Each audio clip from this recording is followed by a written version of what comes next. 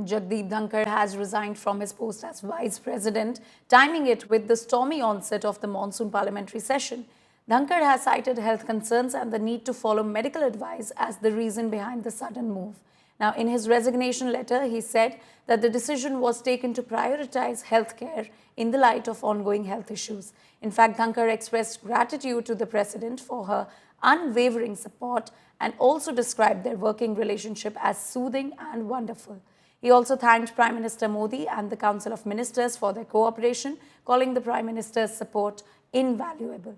But the opposition has raised questions over the sudden resignation, saying that it is as shocking as it is inexplicable. The Congress has alleged that there is far more to this than meets the eye, claiming that the government imposed this decision on him. जजेस के यहाँ पे इतना cash बरामद होता है, वो cash बरामद होकर वो इस्तीफा नहीं देते हैं। इंटरनल इंक्वायरी होती है, इंटरनल इंक्वायरी में उनको गिल्टी पाया जाता है, वो फिर भी इस्तीफा नहीं दे रहे हैं। And challenging that verdict in the court of law. तो ये बनता है कि अगर every arm of governance has to be transparent, it should also include the जजेस। आज अगर यही पॉलिटिशियन के साथ हुआ, फॉरगेट पॉलिटिशियन, आप जर्नलिस्ट के साथ हुआ होता, आपको तो जेल में भर दिया होता। तो ये करना, मैं मानती हूँ, ये सही संदेश होगा कि any kind of corruption in any form, in any way, in any body of work of government has to be held accountable. इसलिए हम सब इस पे एकमत होकर हम कह रहे हैं इनको हटाना चाहिए। I am not going to speculate, reasons as to why he has resigned. He has said that it is because of health reasons. So I don't want to speculate. But yes, I can say this, that he perhaps was one of the most proactive chairmen of the Rajya Sabha that we have seen over the years. And he would always persuade members on this side and that side to work with each other, for ultimately we work for the country. And he always advised us to do so. Bihar के चुनाव का एक angle है। दूसरी बात, जिस प्रकार प्रधानमंत्री जी और गृह मंत्री जी का जो रोल होता है, जो भूमिका होती है, उसी प्रकार की चीज़ें होती हैं। बहुत सारे अप्रत्याशित चीज़ें होती हैं, लेकिन पटकथा पहले लिखी जा चुकी है। तो इसलिए हम इस एंगल से भी हम ये इनकार नहीं कर सकते हैं।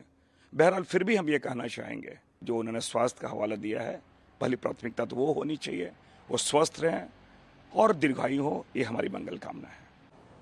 उपराष्ट्रपति जी ने जिस तरीके से सरकार के एक तरीके से खिलाफ जा कर के उन्होंने जो एक चेयर पे रहते हुए निर्णय देने की कोशिश की कि जब जस्टिस यादव का इम्पीचमेंट मोशन भी पेंडिंग है और जस्टिस वर्मा का भी, तो मैं दोनों के इम्पीचमेंट मोशन को मैं ये नहीं कर सकता कि जो पहले आया है उसको छोड़ दूं और दूसरा को पहले ले लूं। तो कहीं ना कहीं ये साफ दर्शा रहा है कि सरकार से उनकी जो है वो ठन गई। देखिए, जो बहरहाल मीडिया में जो आ रहा है कि स्वास्थ्य कारणों से इस्तीफा दिया, तो ईश्वर उनको दीर्घायु करे, ठीक स्वस्थ करे।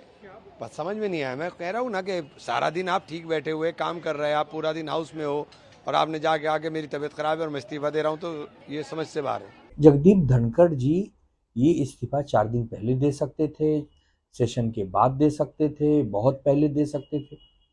अब ये क्या है हमें नहीं पता। हम तो सिर्फ यही चाहेंगे कि आदरणीय धनखड़ साहब खूब स्वस्थ रहें, दीर्घायु रहें। लेकिन अब बताइए, इसके जो नए चुनाव होंगे, जो नए उपराष्ट्रपति होंगे, उनमें समय जाएगा। ये सेशन अभी पूरा चलना है, कौन चेयरपर्सन बनेगा, तो ये सब एक विषय तो अब हो गया ना, एक प्रश्न चिन्ह तो खड़ा हो गया ना। पूरा विपक्ष मांग कर रहा है कि ऑपरेशन सिंदूर पर एक चर्चा हो, एक संवाद हो, बहस हो। अब उसके बीच में अचानक इनका इस्तीफा आ गया।